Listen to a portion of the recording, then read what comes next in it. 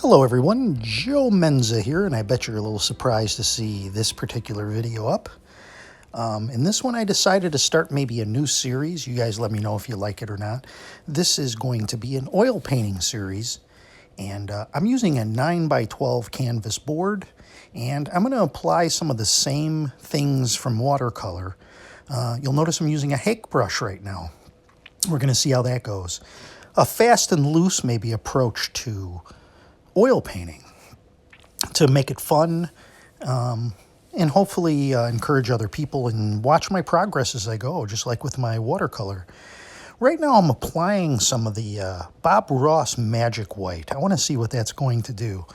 And I'm just applying a thin coating of this Magic White on this 9x12 canvas. This is Master's Touch. I think you can buy this canvas from, I think it's a Hobby Lobby. So I've applied a very thin coating, and I'm using Cad Yellow, Van Dyke Brown, white. This is the Cad Yellow I'm just putting on for the light coming through the back, and some sap green and yellow ochre. Trying to use some of the same colors that I use in watercolor and ultramarine blue. So right now I'm just sort of spreading on some of the background. This is like one I did in watercolor, a couple I've done. And I'm just doing some yellow and some blue and some white and just creating a background. Whether or not this is the wrong approach, right approach, if there even is such a thing, we'll find out together. And I'm also using some burnt umber. I've squeezed it out on a piece of cardboard so I can just toss it when I'm done. And I'm using a bit of linseed oil as well. So I'm just trying to create a background for this woodsy look here. And now I'm taking advantage of that slick magic white, or liquid white. I think Bob Ross is liquid white. Bill Alexander uses magic white. So that's supposed to make your canvas a little slicker. So we'll see how that works.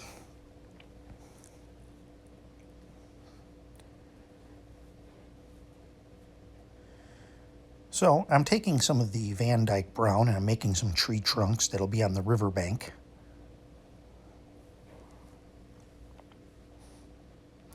Using the hake brush. We'll see how that goes. I don't know how goat hair is going to hold up.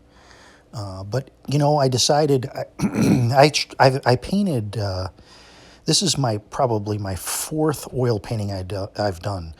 The other three were before I even got into watercolor and in the beginning when I didn't really even know at all what I was doing. So I decided in looking different things to go back to this and use what I was familiar with.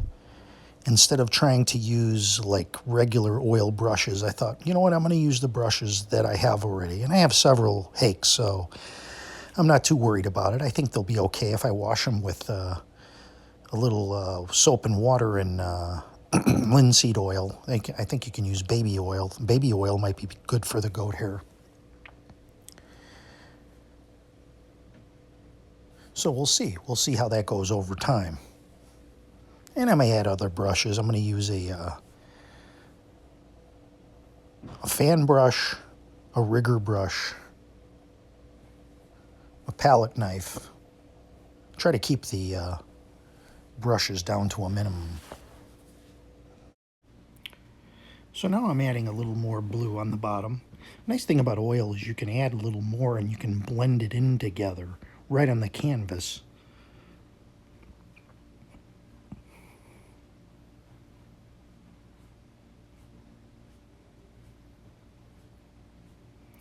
I'm just pulling that down, take advantage of the slick surface. Going for those reflections.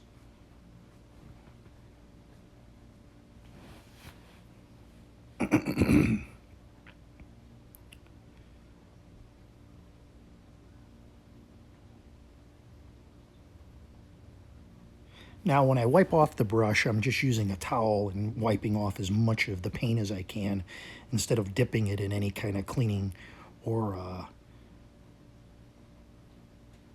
in any kind of cleaning agent.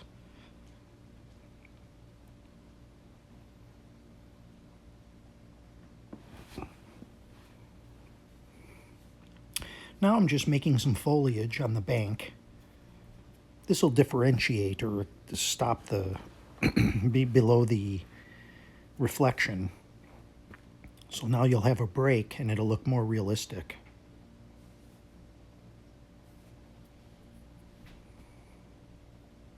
So just a little background. Before I started painting, my family bought me a Bob Ross set after I had showed him how he was coming back on social media and streaming. And so I've had these left over for a while now, and I did paint a couple, but I didn't like some of the aspects of it. It was a little harder to work with in the cleaning. But after watching some videos and some other people, Dave Usher is really good. You need to watch him if you don't already. But just using the brushes that I had already made it more approachable for me. So already that added comfort now. We'll see how these brushes hold up. Goat hair, I was talking about using baby oil to wash them, or linseed oil as opposed to mineral spirits. I don't know how they'll hold up, but I got several, so we'll see how it goes over time.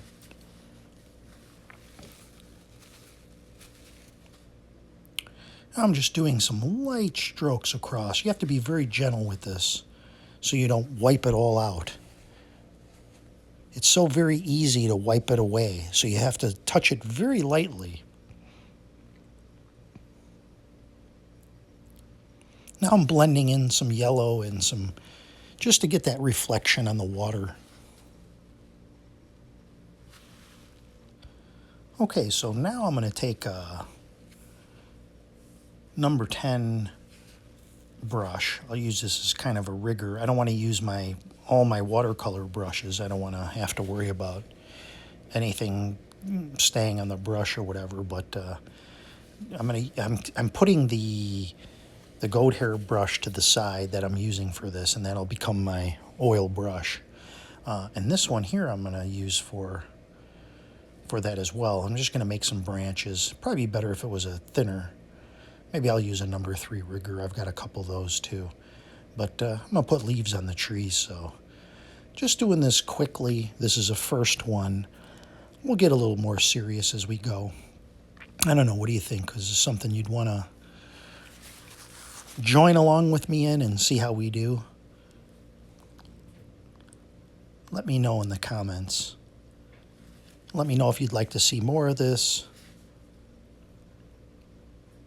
I still will keep up with the same amount of watercolor videos, so it won't take away from that.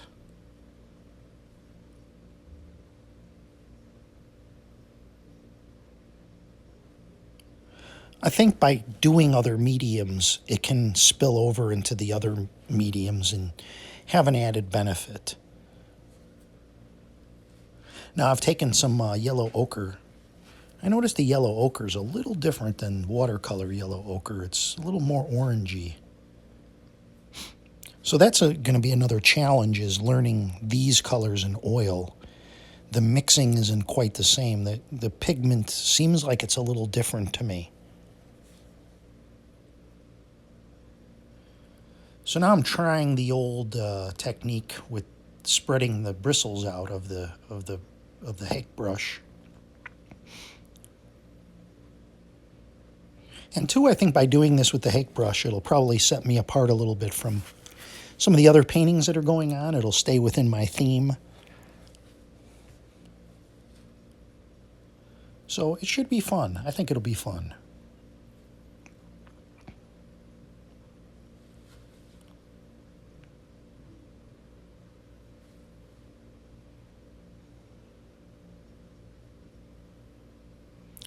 So again, some more leaves. I'm trying to keep those bristles separated.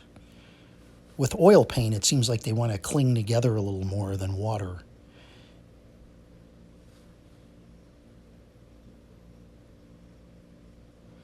So the challenges I'm seeing is paint mixing, having the accurate colors, and cleaning the brushes, and paint layering. Those are the things I think I'm going to be sort of learning as I go. So next painting, thinner and thinner layers to begin with. There's a temptation to just put thick paint on there when you use oils, I feel.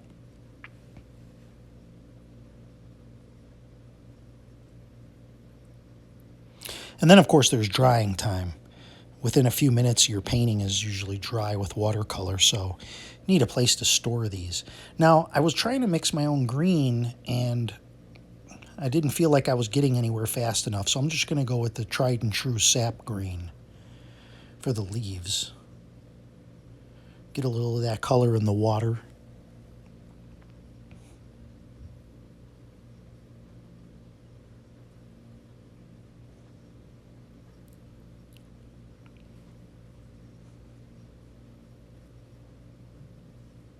My lighting is a little washed out for the video.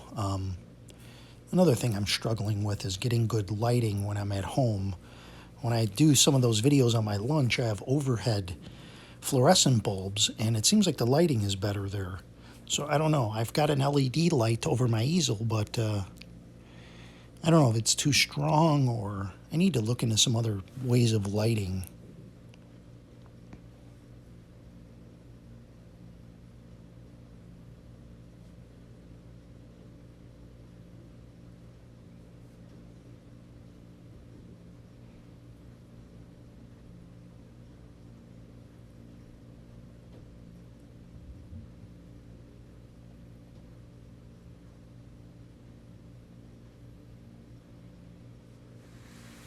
So yeah, it's fun. Here's the fan brush. And it's hard not to, if you're cleaning your brushes on a towel, you really got to get that dirty paint off. I've added a little white, just some titanium white.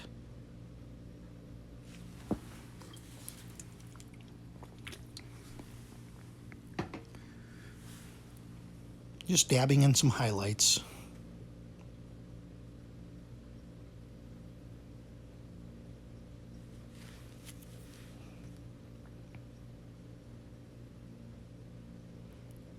So usually when you watch a lot of videos, people are already at somewhat of an expert level. And I think it's interesting to watch somebody who's not at that point and see what they're doing and the progress of it. I've always said, like, a lot of times when you watch somebody who's been doing it for years, they kind of forget what it's like to be a beginner, and they're already advanced to the point to where you have to, like, pick it up. But if you're watching someone who's learning, sometimes you can, and in the earlier stages, it's easier to pass things along. You ever be in a class, like especially like a math class, and the teacher's teaching you different things, and then you work with another student, you're like, I don't understand that, or can you help me, whatever, blah, blah. And it's easier to pick it up from someone else that just learned it, that understands it in a different way.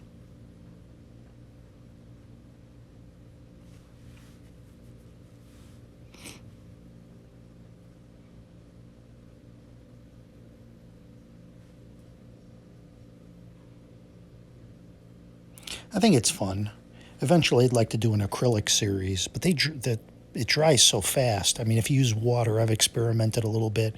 Same challenges: drying time, mixing of the pigments, and learning that medium. I've messed around with pastels a little bit too, and that's a fun medium. You don't need a lot of cleanup, but you have to have a lot of pastels for different colors because you can't really mix.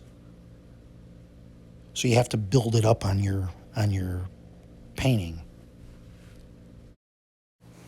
Okay, so now I'm going to add a little titanium white to add some water effects along the banks and in the middle of the water, just to look a little ripply,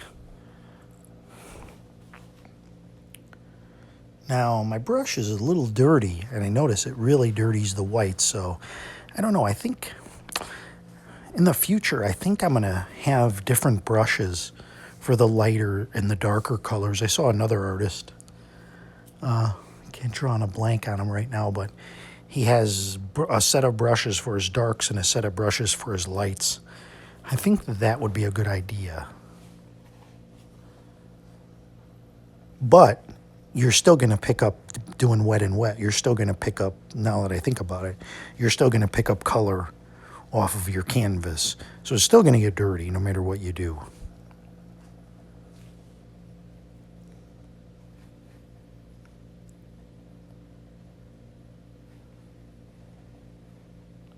So I don't know. I think this turned out okay. You tell me what you think in the comments section if this is something you'd be interested in watching. I had fun painting it. I think more fun than I had when I tried it the first time around, actually.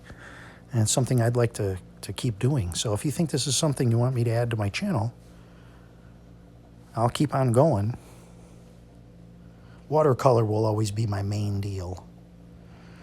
Back to the fan brush again, trying to get some leaf colors in there.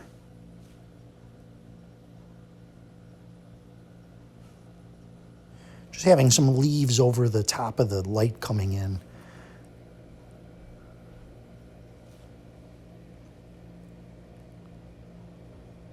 And just pulling down and just playing a little bit.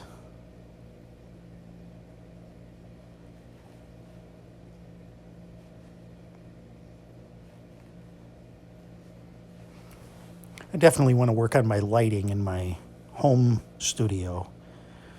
Thinking about getting one of those lighting kits. I don't know, you see these people using it as like an umbrella. I don't know if that's necessary. I notice when I paint outside it always looks good. So I'm just blending in that water, trying to get a realistic effect there. So yeah, don't take this video as gospel for your own painting, but if anything comes out of this, oh, here, I'm going to use the credit card here.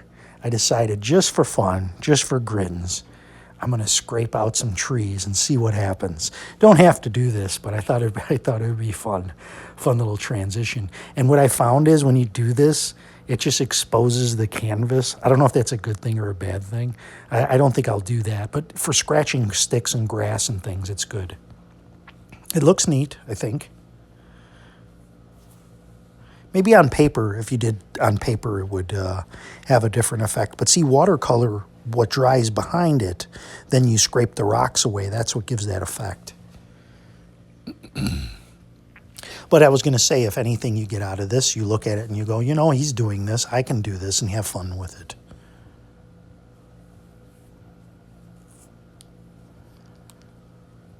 Encouraging has always been my thing, to pass along something to someone else that I enjoy so that others have that enjoyment too.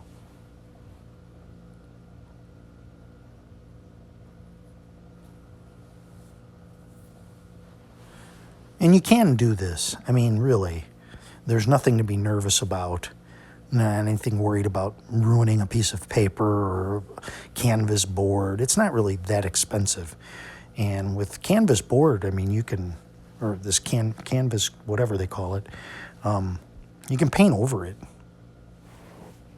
I think the old masters, they say they can look behind the painting somehow and see where they painted something underneath, and then they painted over it.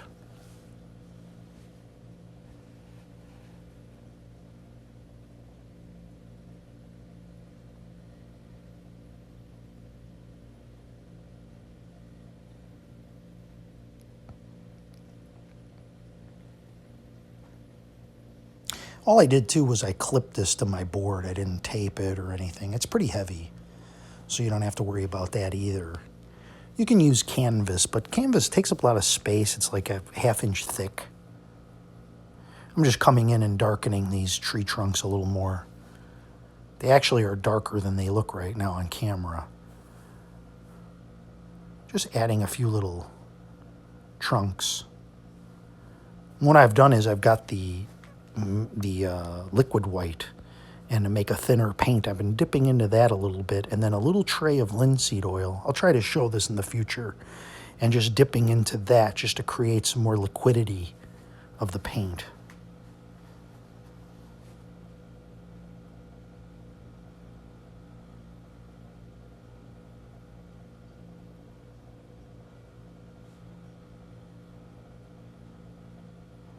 Now this is the big Bob Ross brush. Just thought I'd see how that thing goes and tap in. But for a little painting like this, you don't really need big brushes like that. The bristles are very strong and stiff. So I'll probably keep on keeping on with the Hake brush. Now I'm trying out the palette knife, scraping in some sticks. Normally I use the plastic card and the watercolors. It's good for scraping in oil, though. The knife, that is. Actually, I remind myself, I did a knife painting one time I tried. And, boy, I used so much paint on that thing. It took, I think, like a month for the thing to dry. Looked like I frosted a cake.